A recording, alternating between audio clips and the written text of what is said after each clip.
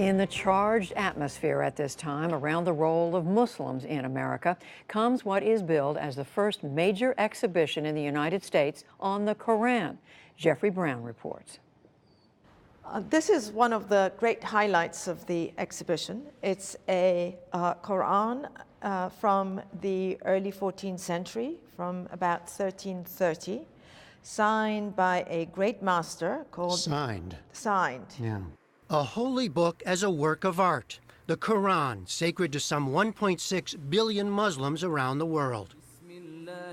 A new exhibition at the Smithsonian Institution's Sackler Gallery in Washington, D.C. presents 68 of the most important and exquisite Qurans ever produced. Dating from the late 7th to early 17th centuries, they come from many parts of the Islamic world and are part of the collection of the Museum of Turkish and Islamic Arts in Istanbul. That's where Sackler chief curator Masime Farhad first saw them. I realized that these were true works of art, that every single one of them was astounding in its sort of mastery of the calligraphy, of the styles, and also of the scale of the works. And that is something that, to me, was very important and motivated me in trying to organize this exhibition, because I thought it really shifted my perception of what these works are, and I'm hoping that it will also shift the perception of the visitors who come to the museum to see the exhibition. For Muslims, the Quran is a divine text, a series of revelations transmitted from the angel Gabriel to the prophet Muhammad between 610 and 632. It includes references to earlier figures, including Abraham, Moses, and Jesus. The term itself means recitation. The Quran stems from an oral tradition, but the text was written down and codified in a fixed form not long after the death of Muhammad. Maria Daycake teaches Islamic religious thought and history at George Mason University. One of the things that's rather striking about the Quran when people read it for the first time is that it often takes a form of direct address. So it will say sometimes, "Oh, you who believe."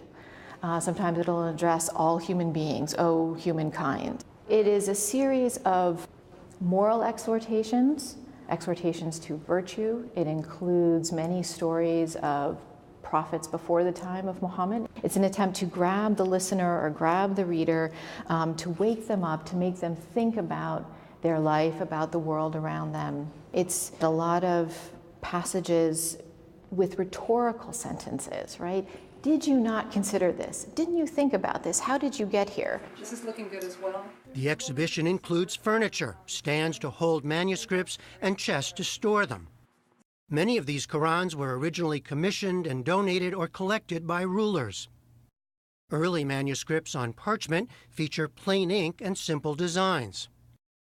Later artists and calligraphers developed ever more elaborate and ornate script, illumination, and geometric patterns, in light of Islam's prescription against figurative images, to make each manuscript a singular work.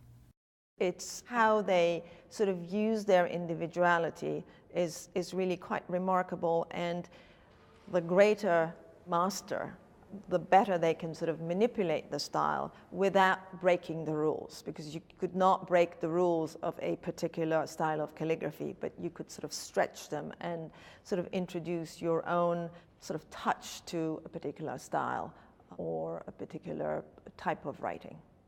Some of these masters are well known to scholars, like the maker of this Quran, Abdullah Sarafi, who spent most of his life in Tabriz in northwestern Iran. What is remarkable about Abdullah Sarafi is the fact that he was able to write in more than one style of calligraphy, because usually most calligraphers specialized in one style and one particular size alone.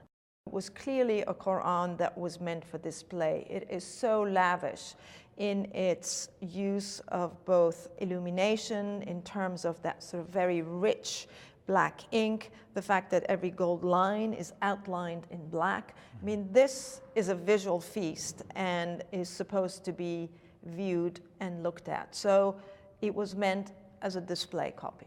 How long would it take to do something like this? Many years. Years for each one? For each one. Even amid a highly contentious and politicized atmosphere today concerning Muslims in America, the curators say this exhibition was long in the works and the timing is coincidental. For her part, Maria Daycake hopes it will shine a different kind of spotlight on Islam and the Quran. You will hear sometimes Islamophobic comments about Islam, and they'll say, well, you know, why would I want to know anything about this text? I see what kinds of things it produces, right? It produces people who behave in these violent ways or something like that. But when you come here, you see the larger reality of what it's produced, right? It produced beauty. It produced scientific inquiry. It inspired literary endeavors. But in a time of Islamophobia, I think what's so valuable about this collection is to see the kind of artistic elements, the beauty that the Quran really brought. The art of the Quran is on exhibition through February. From the Sackler Gallery in Washington, D.C., I'm Jeffrey Brown for the PBS NewsHour.